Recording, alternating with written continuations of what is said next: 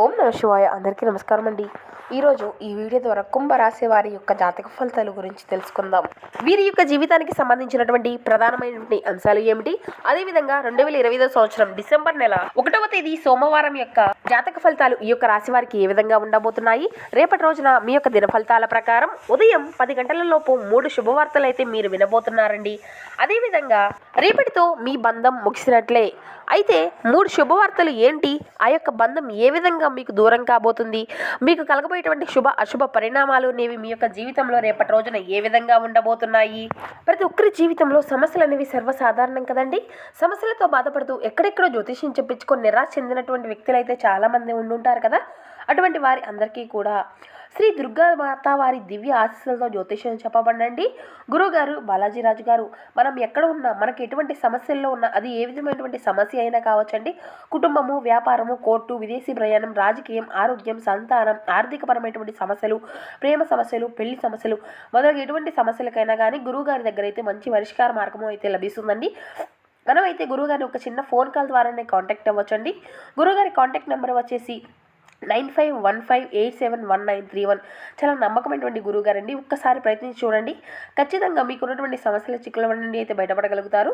వశీకరణం చేయడంలో గురువుగారు అయితే స్పెషలిస్ట్ అనే చెప్పాలండి.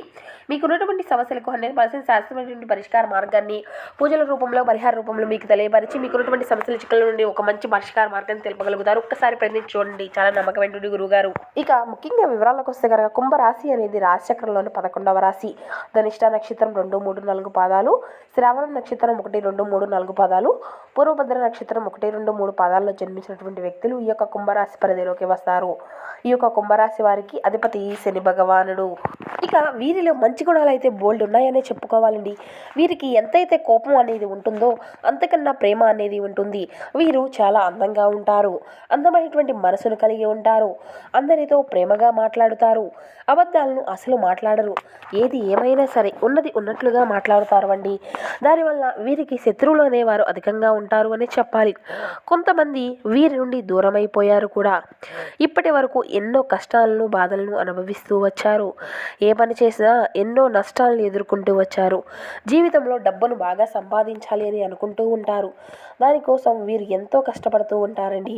వీరికి శనిదేవుని యొక్క ఆశీర్వాదాలు ఎప్పుడూ కూడా వస్తూ ఉంటాయి. అయితే వీరికి ఏళ్ళనాటి శని నుండి విముక్తి కూడా లభించబోతుంది.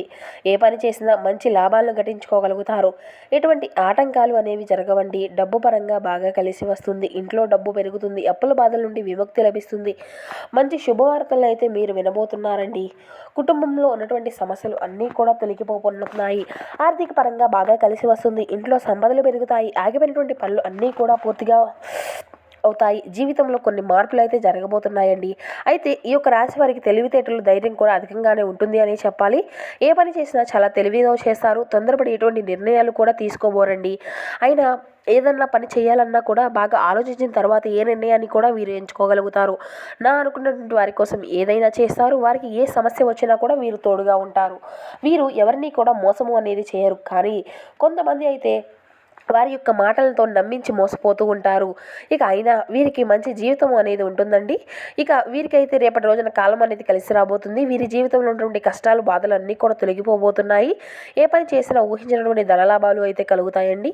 మీకున్నటువంటి అప్పులు అన్నీ కూడా దూరం అయిపోతున్నాయి.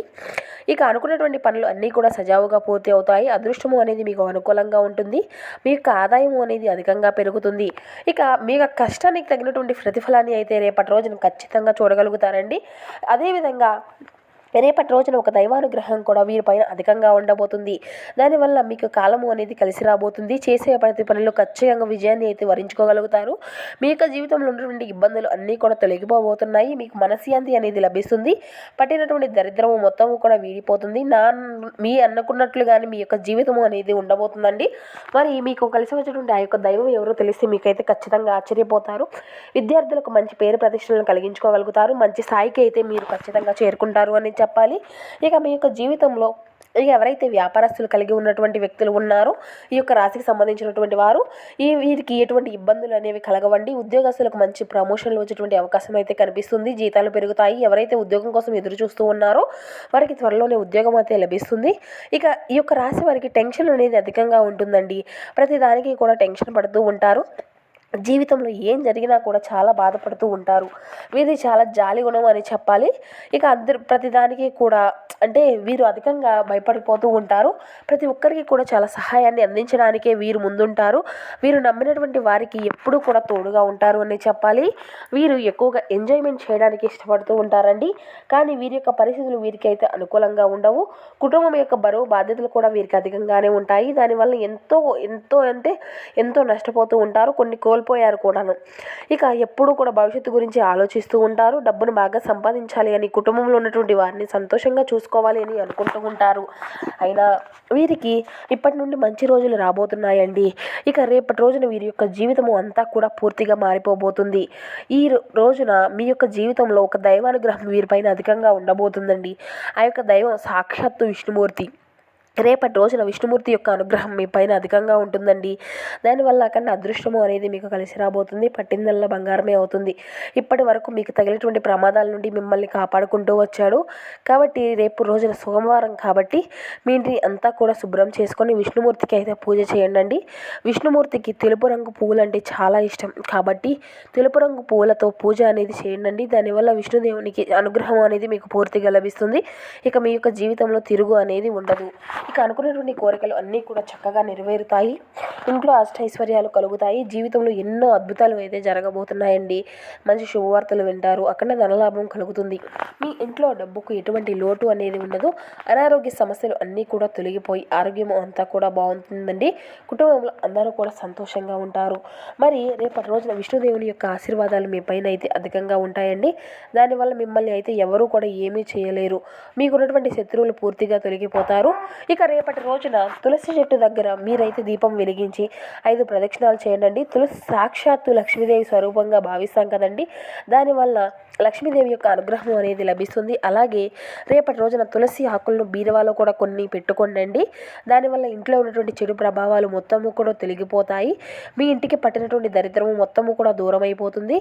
విపరీతమైనటువంటి డబ్బు అనేది వస్తుంది. ఇంట్లో ఐశ్వర్యం పెరుగుతుంది. ఇక ఆగిపోయినటువంటి పనులు అన్నీ కూడా సకాలంలో పూర్తి అవుతాయి. ఇక రేపటి రోజున అయిపోయిన తర్వాత వాటిని బయటపడేసేయండి. అంటే ఆ యొక్క తులసి ఆకులను ఏదైనా పూల కుండీల్లో వేసేసేయండి. అంతా కూడా మంచి జరుగుతుంది. ఇక మీకైతే ఐశ్వర్యము అనేది పెరుగుతుంది.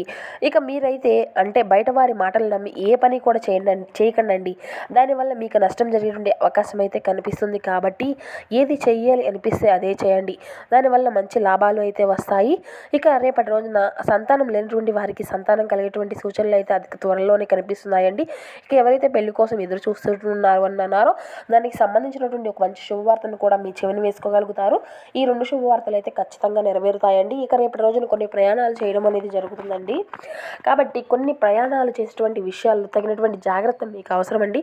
కొన్ని అనుకూలతలు ప్రతికూలతలు కనిపిస్తున్నాయి ఈ సమయంలో. ఇక రేపటి రోజున మీకు వీలైతే ఆవులకు పండ్లు అనేవి దానం చేయండి. ఆహారంగా తినిపించండి. లేకపోతే కుక్కలకు ఆహారము అనేది దానం చేయండి. దానివల్ల ఎంతో పుణ్య ఫలితము అనేది లభిస్తుంది. మీ జీవితంలో ఉన్నటువంటి శని దోషాలు అన్నీ కూడా తొలగిపోతాయి. మీకు తగినటువంటి అడ్డంకులు అన్నీ కూడా దూరం అయిపోతాయి.